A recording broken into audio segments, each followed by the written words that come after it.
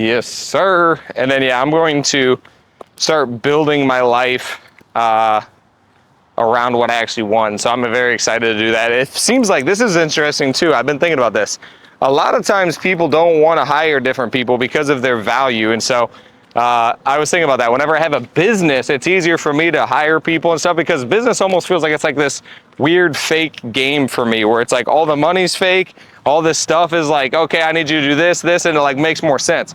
But then when I'm building it out for my personal life, it feels weirder. I'm like, oh, hey, I need you to fold my laundry. I need you to do the dishes. Like it feels like almost weird again because it's for me, and it makes me feel like that same sense of like laziness that a lot of people feel, and that's the story that you tell yourself that holds you back from where you want to go. If you want somebody to do those things, that's fine. You just have to ask for them and pay for them.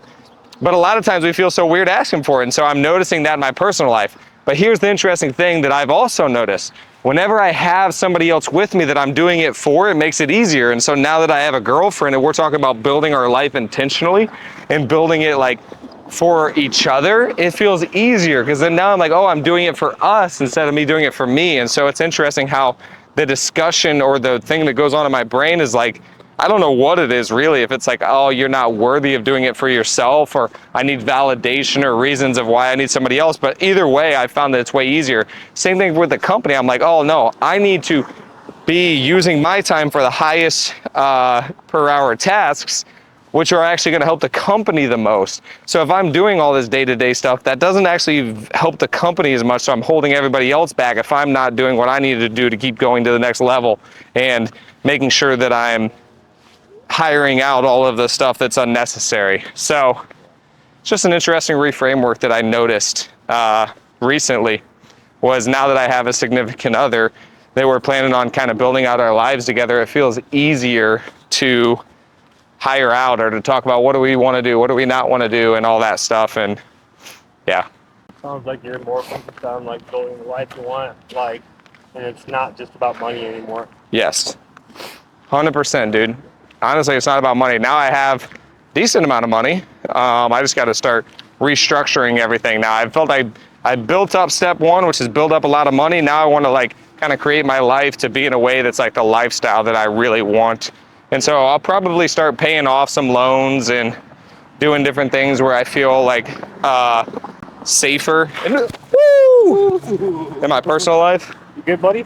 Yeah, good thing I used to skateboard. You got that balance. Yeah, but what was I saying?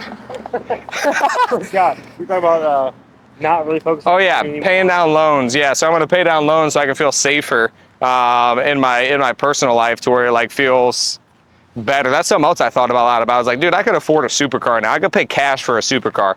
You know, like an Acura. I think they're like 100 and some thousand anyway. I'm like, oh, dude, I could buy one of those, but I'm not even fully financially free yet. So I'd rather pay everything off, feel financially free, then we can start going after that kind of stuff. But right now, I want to wait until I get 100% financially free because also plans are changing, you know, with my girlfriend and stuff. Like we're talking, you know, family and stuff soon. So yeah, it's going to be crazy. Real marriage. Kids, humans in the world. Yeah. Yeah. So.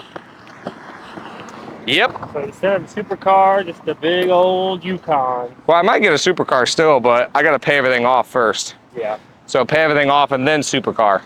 I like that. Yeah. So it's just like it's steps to it. It's not just like, oh, I want this thing, I'm gonna go get it because I can. No, it's like, no, let's make sure that it actually makes sense to where it's not taking from the lifestyle. So. Yeah, brother. Yes. Max Tuning sold his sour strips company. Yeah, I think he's still part of it though. Yeah, he's like the visionary. Yeah. Yep. That's freaking awesome. I can just guess it's like at least 100 to 200 million. You should ask him. I should.